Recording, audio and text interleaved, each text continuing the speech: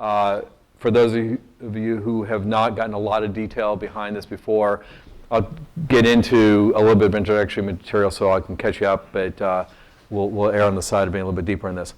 All right, so we got 40 minutes. I have enough to talk about for several days, but for the sake of brevity, we'll try to keep it close.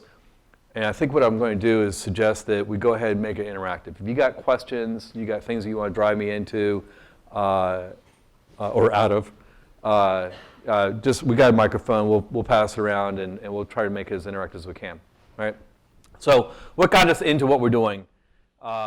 First of all, even before we came to this particular realization, that is that there is a tremendous amount of instrumentation, intelligence, and interconnectivity in our world. In reality, the thing that drove what we did at Watson was a recognition that there was an opportunity to take a challenge, right? To demonstrate something out of computing systems that we had never done before, or at least we had never done very well before.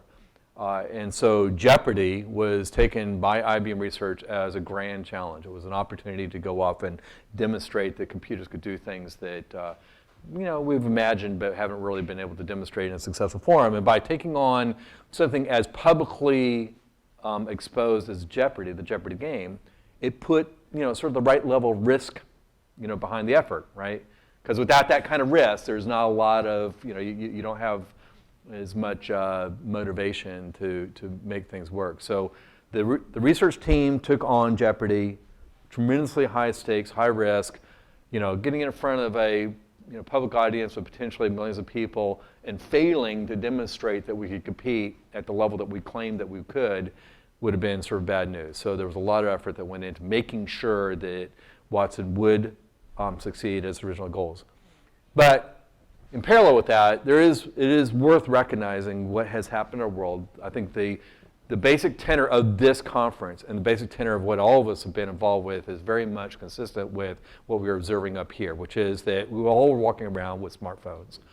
We are all we're seeing more and more embedding of instrumentation into everything. I remember back when I was in college, joking about booting up Unix on our washing machines. Well, that's not a joke anymore. I mean, it actually, there's a lot of intelligence we put into these appliances as an example of all the places that we've added both intelligence and instrumentation.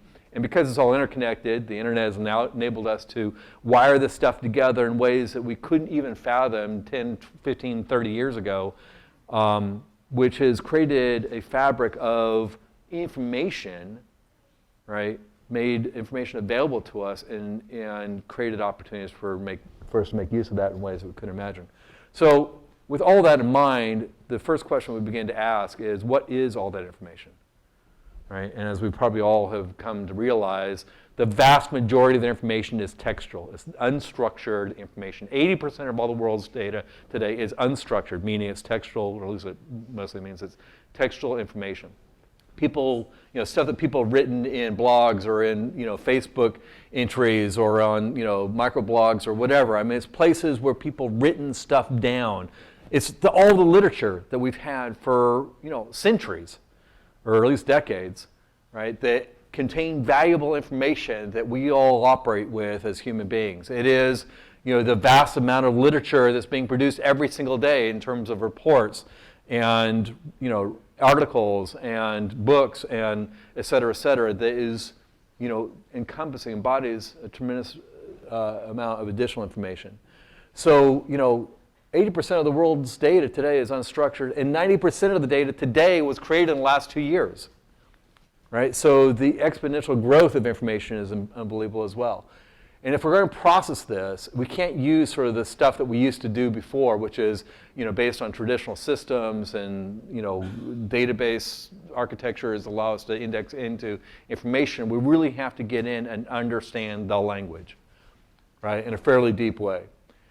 So, we kind of say we're going into this new era, right? If we had tabulating systems back in the 1900s, I actually think these timelines are a little odd, a little skewed. I mean, this sort of feels like archaeology to me. But, if we've kind of gone through these various areas of structuredness, we're now moving into a space where our ability to process information and be able to use computing to assist in the task of solving problems has got to be something much more akin to how we as human beings think, right? Our ability to understand language is unbelievable as human beings. You know, we can look at a piece of text and we can kind of understand what that text is saying in ways that up until now computers have really not been able to do, and in fact haven't been needed to do. Instead, we've sort of restructured the information to fit the constraints of programming, whereas today we've got to go build information systems that are not constrained by how data is structured. There is lots of academic work going on out there in the world of cognitive systems. Frankly, I think that all of our definitions of cognitive systems are a little bit premature. We're all learning a little bit more every day about what we mean by cognitive systems. I suspect it has to do with a lot more than just simply remembering, understanding, applying, analyzing, evaluating, and creating. It's going to have other dimensions to it that we haven't quite materialized yet, nor do we even know necessarily how to accomplish an information system, but we'll get there, right? I think we are in a new era, and there's a lot to be defined about this new area. What is absolutely critical about it, though, is that the data is what matters, right? The information is what matters, and how we extract information from all the various sources of data is going to make or break this stuff. So just kind of get into a little bit of why computers have difficulty with structured data, or unstructured data. You know, if we had a relational database where we were indexed by person, we could answer questions like, where was the person born, by looking them up, indexing the database, and that'd be fine. But in reality, a lot of the information that we have available to us to work with is in this form, right? One day from amongst a set of views of home, Otter chose a watercolor to send to Albert Einstein as a remembrance of Einstein's birthplace. Notice it doesn't even say anything explicit about where Einstein was born, right? Other than it refers to Einstein's birthplace and then indirectly refers to Ulm, but it's a remembrance. There's remembrance. There's the word remembrance that sort of associates Einstein's birthplace with Ulm, right? So it doesn't say, Einstein was born here, but it's certainly a place that he's remembered by in this watercolor. So, that's the kind of stuff that we have to deal with. And understanding that, again, we as human beings can deal with this, fairly easily. We can parse that. We can break up the semantics. We can figure out what the association and the implied relationships that are within the language. But again, computers have a very difficult time with sort of stuff. Likewise, we said something like, who ran this? Again, if we had a relational database that could look that up by index, then it'd be easy to answer the question. But instead, we have things like this. If leadership is an art, then surely Jack Welch has proved himself as a master painter during his tenure at GE. Master painter, what does that have to do with being a CEO? Right? We kind of get that. We understand that. We infer that from the language. But again, nothing explicit about that this means that Jack Welch was a CEO of GE, right? So anyway, and it's all driven off an analogy. Another example, this is one taken from Jeopardy. From the Lincoln blogs, that was a category. Treasury Secretary Chase just submitted this to me for the third time. Guess what, pal? This time I'm accepting it. Okay? Breaking this down, first of all, recognize there's abbreviations in here, right? Contractions and abbreviations. There is indirection. Guess what, pal? Does that have anything to do with the language? Does it have anything to do with the meaning of this?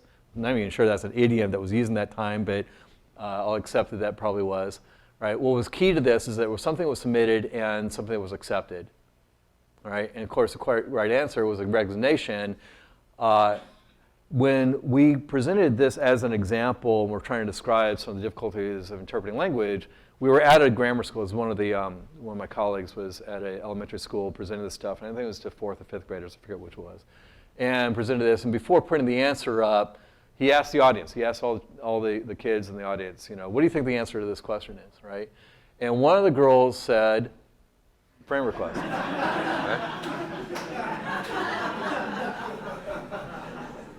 Right? What is, besides the fact that it's very amusing, what's really interesting about this is that's actually a fairly reasonable answer to that question. Right? That's a fairly reasonable answer to that question. The only thing that helps us understand that that's not the right answer is what? It's context. Right? It's that we know that in the time of Lincoln, Facebook wasn't real common. back then.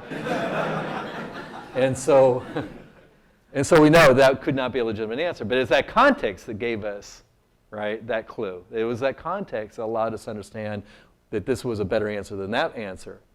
So another subtlety in all of this language is not just simply what is in the language, right, and the nuances and the positioning of the words in the language, but really the context in which that we bring to the table, right, when we think about this stuff, when we read this stuff, when we understand it. Context matters, and it matters in a big way, right, in many, many ways. And not the least of which, of course, is that we as human beings had the context, the history of having learned the semantics behind a lot of these words. And we learned about the idioms, and we learned about the subtleties of sentence structure that creates emphasis, right? That emphasizes, right? Again, just more examples of why language is very difficult to process. So we built a system, and this is more or less the structure of the system. Obviously, it's a little bit more complicated, but this is the one that we use to kind of help understand it at a basic level.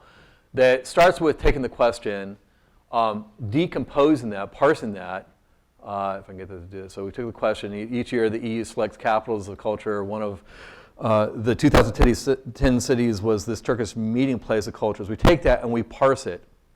Now, I don't want to overstate, the veracity of the technology we're using, but I got to explain this because the parser that we're using was a parser that has been developed over 35 years. It took 35 years embedding idioms and nuance and subtleties in the language into the parser to be able to parse this into a parse graph that is relevant for us to use in these systems. So this is not your everyday parser. Yeah.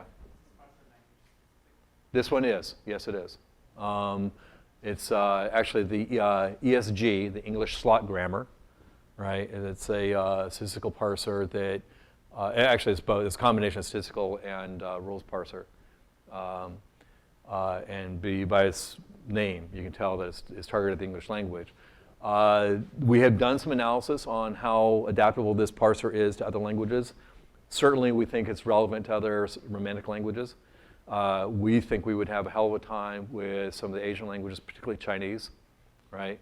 If anybody's studied linguistics in here, you know that Chinese language is particularly interesting because there are no markers in the language. There's no punctuation, there's no separators, there's no sort of end of line or end of sentence kinds of elements within the language. Another thing that's unique to not just Chinese but a lot of the Asian languages is that the symbols are sometimes combined, right? You have to take 2, sometimes 3 symbols to represent a word or represent an idea.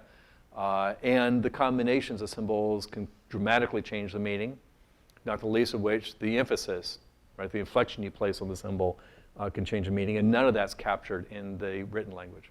It's captured in the spoken language, but not in the written language. So it's a very difficult language to deal with, as an example. And I think at this point, Watson would have a difficult time with the Chinese language.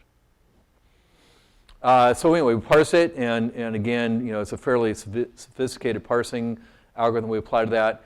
And then we generate a lot of hypotheses, right? We generate hundreds, if not thousands, of potential answer candidates for this question, right? And we do that by searching as much information as possible that we have available to us. In the case of Jeopardy, the rules of the game said that you couldn't get access to the internet, so therefore all the information that we had to operate with had to be already resident in the system.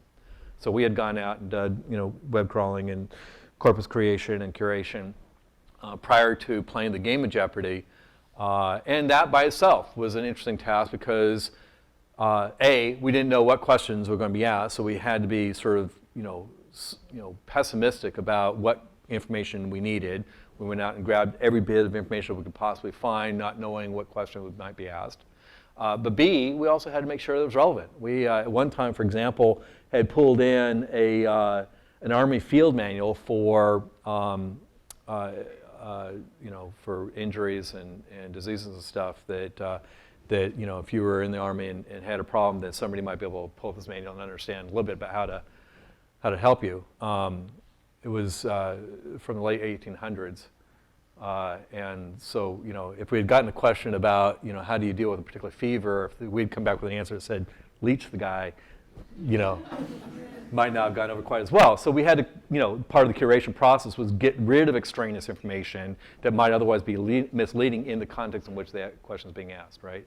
But nonetheless, we went out, we pulled in as many different possible answers. We don't try to evaluate the answer to begin with. We just simply generate hypotheses as wildly and as deeply as we can to begin with, right? Then we go through a massively parallel analysis of every one of those hypothetical potential answers, right? Candidate answers. And we score, right? We look at that answer and the text in that answer compared to the text in the question, and we analyze and compare those things 100+ different ways, right? We have about a little over 100 algorithms we use in Jeopardy, and some of the domains that we're going into now, it's closer to 200 or 250 different algorithms that we use to compare, does the text in this question mean that answer? Or said conversely, does the text in that answer apply to the question, the text that's being asked in that question, right? It's actually a fairly shallow, real understanding of the language, right? It's not like us humans where we're trying to apply semantics to all the words. There's a little bit of that going on, but that's actually not a big part of what Watson does. Watson does mostly statistical analysis on the word combinations and various other idiosyncrasies in the language of both the question and the answer to see whether this answer probably means a correct answer to that question, right? So we score on all these algorithms for each one of those pieces of evidence, right? And then we aggregate the scores. We actually weight those scores based on a statistical model to give us confidence. Can you guys see this okay? Right? To give confidence to each of those candidate answers, right? What is our confidence based on scoring that is the right answer? And we've done that basically on a statistical model that was using machine learning, right? Gives each of these scores a relative weight based on prior experiences that we've had on whether that question came up with the right answer, okay? So the more questions that we ask that have the wrong answers, the more we are able to refine the system to understand that question is most likely to mean this, right, based on what we've seen historically and the way that that text gets interpreted as compared to how the questions get interpreted. And so that's really the system, right? The real technology behind this is the number of algorithms that we have that analyze the text in various different ways, right? Many, many different ways. And of course, we had to do all that in 3 seconds. Average response time to win in Jeopardy, you had to be able to come up with a correct answer or a correct answer that you had confidence in 3 seconds. And the reason that confidence matters here is because, at least in the game of Jeopardy, as is in life, right, there's a penalty to having the wrong answer. Right? If you go into a medical healthcare situation and you give the wrong diagnosis, I don't want to be in that doctor's office. Although, frankly, we probably all are, right? Because as it turns out, anybody in the medical profession here? Am I offending? Not too much of medicine that's practiced today is based on real evidence. All right, we'll get to that in a minute. We'll talk a little bit about that. But anyway, so having the wrong answer there was a penalty with that, right? If we had the wrong answer, we would get deducted whatever value of the question was. So we had to have confidence in this being the right answer. And so because we're able to score and weight this stuff, we can come up with some pretty good determination of whether we think this really is the right answer or maybe it's the right answer. And so we applied thresholds depending on the category over which we had to have confidence. We had to be able to establish what was the minimum level of confidence we had to have for that question set, and that particular phase of the game. Remember, the game also shifts, so the strategy along as you play the game changes. And if you get the wrong answer in a double Jeopardy, right, the consequences are substantially higher than they are in a routine Jeopardy question. Okay, so confidence matters here, and it turns out that matters in almost everything that we do as human beings. So again, another example, the definition of cognitive systems, right? It's human-like behavior. One of the things that we do as human beings is we tend to weigh our answers, right? How many times have you been asked a question where you sat there and thought, do I really want to give my opinion of what this answer is, right? How confident am I that I've got the right answer? And we pull back, right? We do that as human beings. And so that's part of what we're emulating here is the recognition that as human beings, these behaviors matter to the way that we operate in everyday life. How do you come up with these algorithms? Are they like human generated or some sort of extra algorithm generating hypotheses? So, yeah, it's a very interesting question. So I'll just repeat the question. How do we come up with these algorithms? It's worth exploring a little bit. So let me go into some depth here. First of all, the scientists who were involved in the creation of Watson, the folks on David Ferrucci's team, some of these folks have been in the artificial intelligence business for the last 25, 30 years. And the algorithms they've been applying, that they applied in Watson, are algorithms that they've been developing for a long time. And you'll actually find them fairly routinely described within the AI literature. At the other extreme, and so that's one extreme, right? Based on just brute force, pure empirical science, and years and years of study and evaluation and analysis and refinement.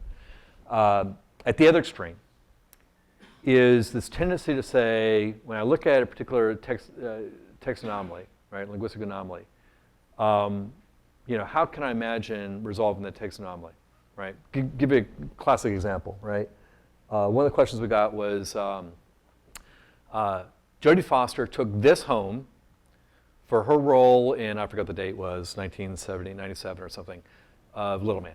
Anybody know when Jodie Foster played in Little Man? What year was that? All right, you guys all failed Jeopardy. Fortunately, we knew. I don't know, but we knew. Watson knew. Anyway, so Jodie Foster took this home for her 1997 role in Little Man.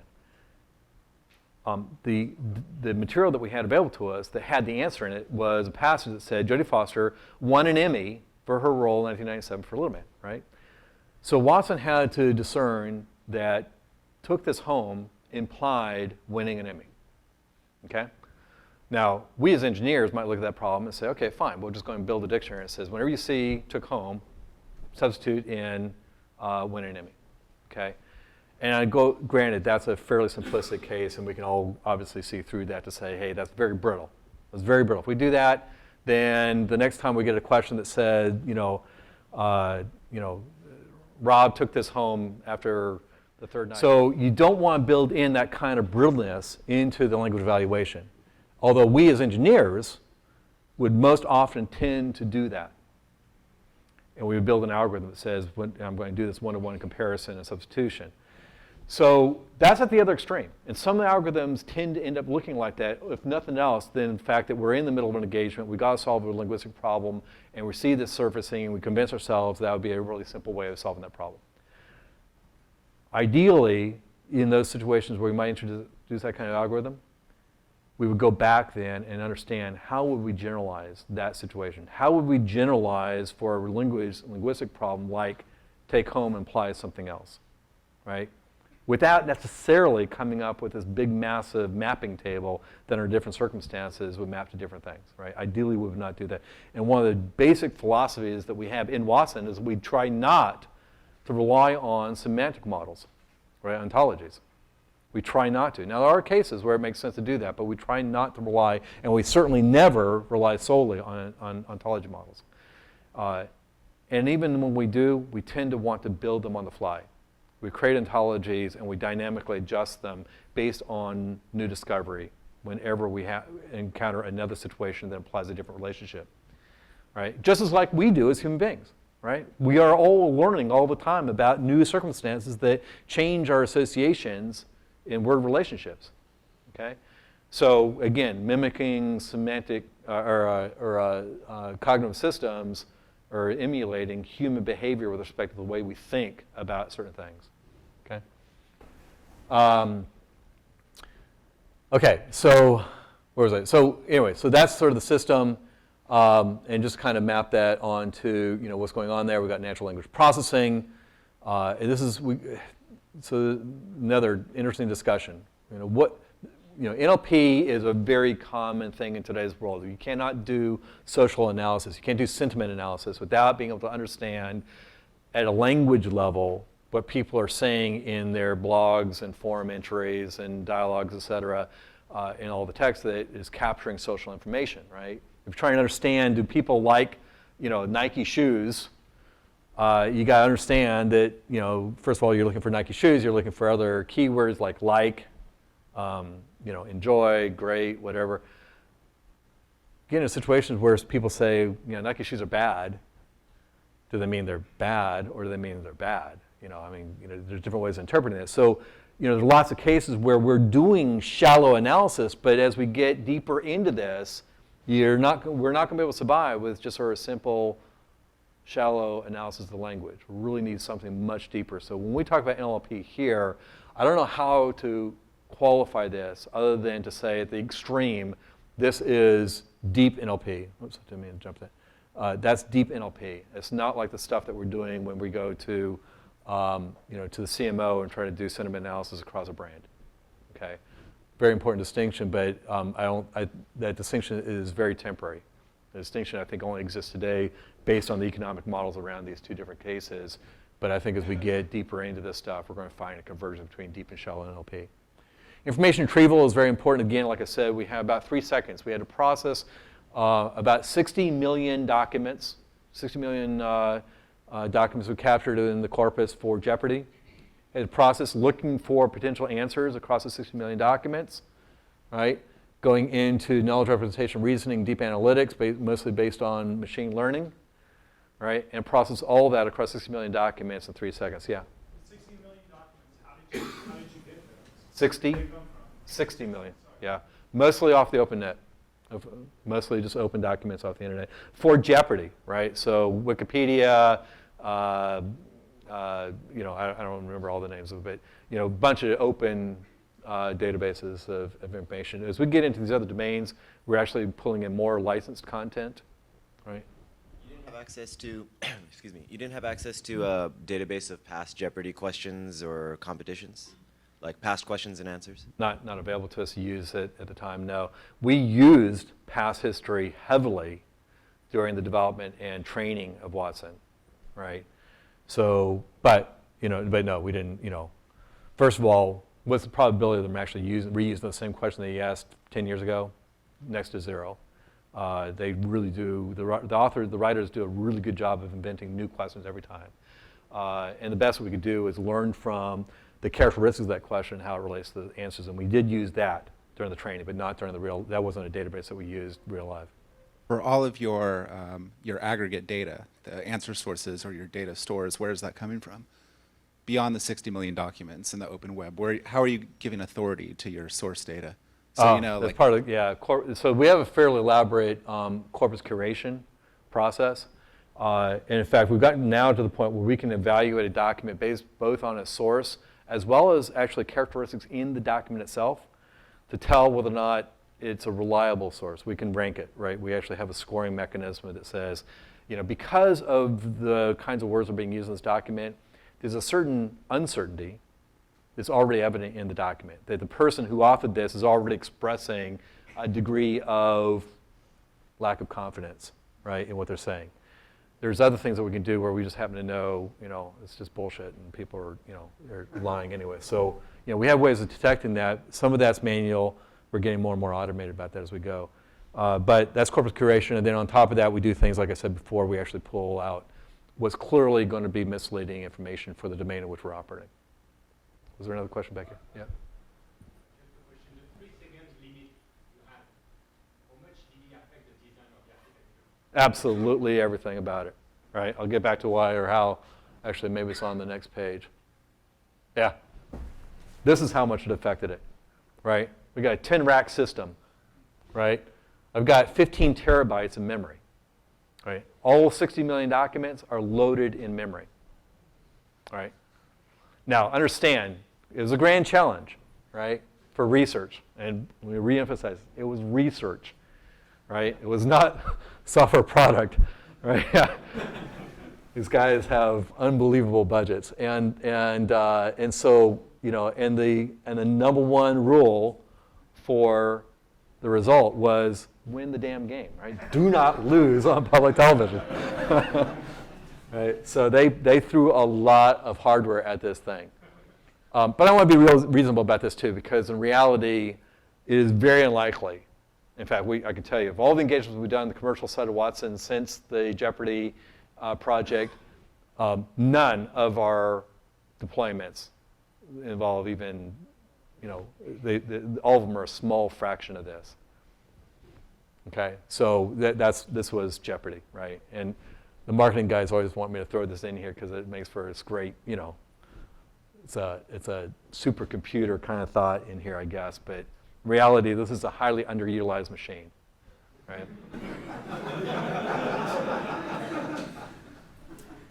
So let's see, did I get to it? So deep analytics, parallel and distributed computing, right? Was there another question back here? Yeah.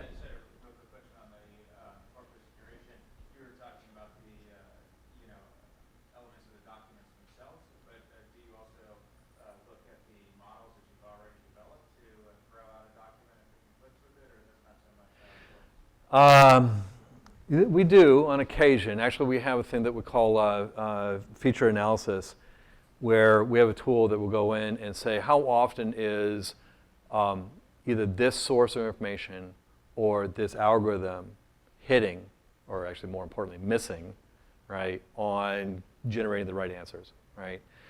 Turns out we're finding as we move from domain to domain, different algorithms have different strength. And of course, as you could expect, different corpora have different strength with respect to producing, more often than not, the right the right answers out of the hypotheses.